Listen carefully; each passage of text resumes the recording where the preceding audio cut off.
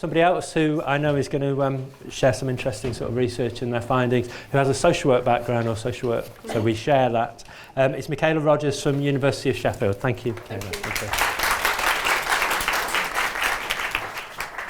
Okay, thank you. Hello, yeah, I'm a senior lecturer here in social work at the university, and thank you for inviting me. It's great to speak at my university where I did my PhD research.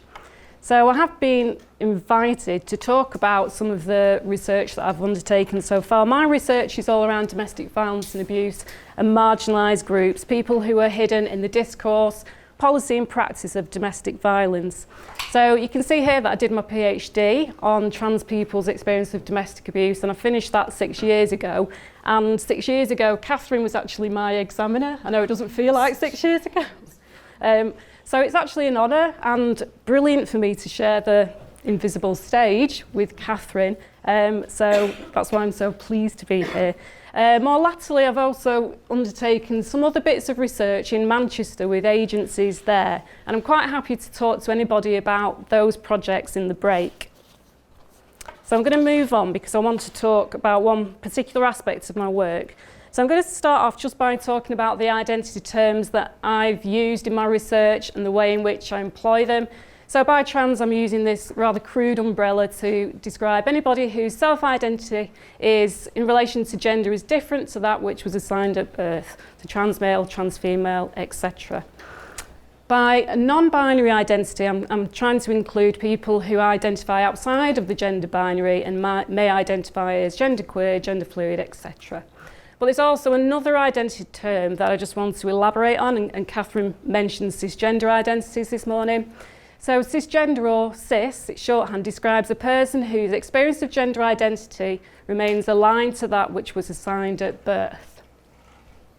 Okay, so what I want you to go away with, I've only got 10 minutes and I'm really good at sticking to time, so I probably won't go over. But what I want you to take away is this idea about cisgenderism. So cisgenderism is built on these ideas about gender normativity, which promotes beliefs and norms about gender identity as being natural, it's fixed at birth, it doesn't change. It promotes these ideas about heterosexual marriage and procreation between a cis man and woman as the norm. So it really links in with that public story that Catherine was talking about. Cisgenderism is a prejudicial ideology. So by that I mean cisgenderism is very similar to sexism and racism.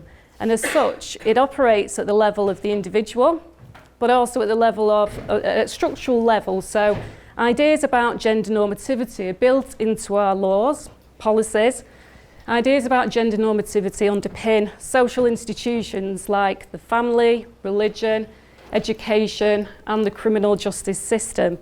So cisgenderism operates to marginalise people who identify as trans or as non-binary. Cisgender isn't just one thing. Cisgenderism has different types. It works on different dimensions, at different levels. So I'm just going to give you 2 examples.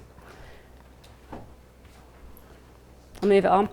Misgenderism, so misgendering. So this refers to the specious use of gendered language which does not reflect how a person self-identifies. So examples of misgendering are if you refuse to use someone's chosen name and pronoun but keep reverting to their previous name and gender pronoun. I wouldn't call it profound, I don't know why.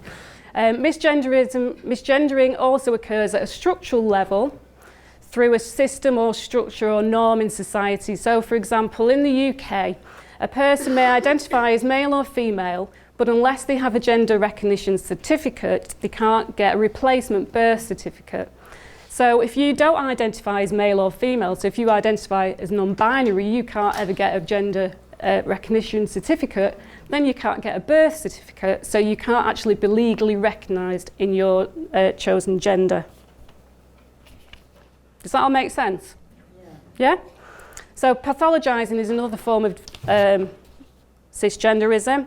So this refers to the intentional action of labelling and the treatment of a person's self-identified gender, body, presentation and expression as abnormal or deviant. So I'm going to share some of the data from some of my research projects to illustrate these different forms of cisgenderism. So first we've got Jim. Jim was in a long-term relationship with his partner Emma. When he came out as trans, they stayed together for about 7 months, but throughout that whole period, Emma constantly refused to acknowledge Jim's trans identity and used misgendering every day to kind of reinforce that.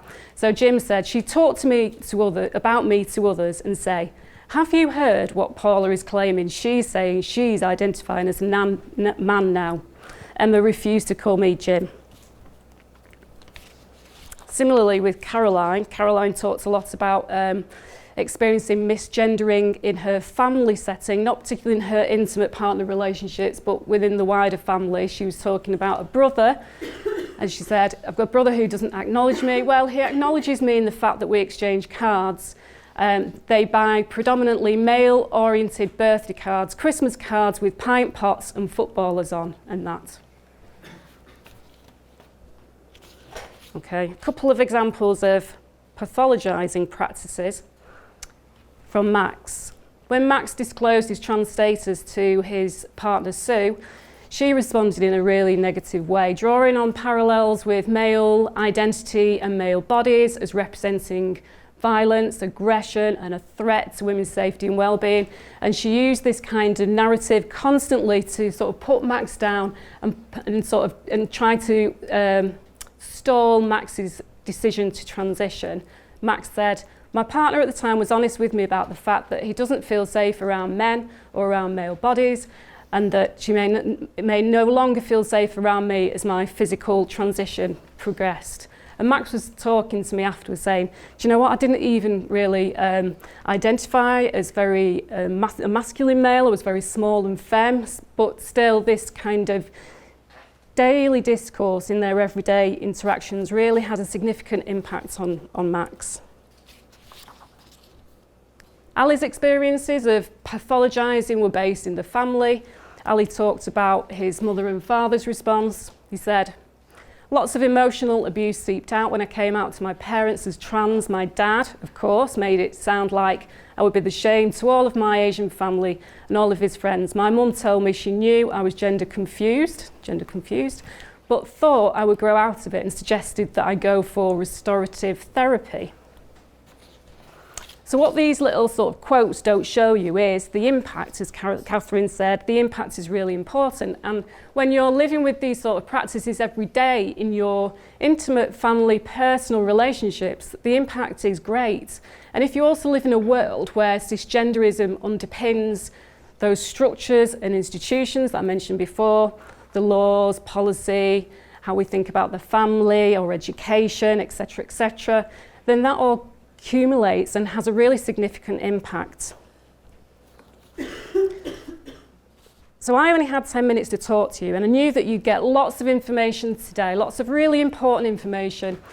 So I just wanted you to go away with one thing, and that one thing was this understanding of cisgenderism as a prejudicial ideology that can really influence people's individual behaviour towards their partners, but it also is deeply embedded in society. And I know we have made some progress, and we are changing and having discussions about gender identity and what that means, but from my experience and from my research, we've still got a long way to go. So if you just walk away at the end of the day and go, oh, cisgenderism, I know what that is, and how that is really significant in trans people's lives, then I'll be quite happy.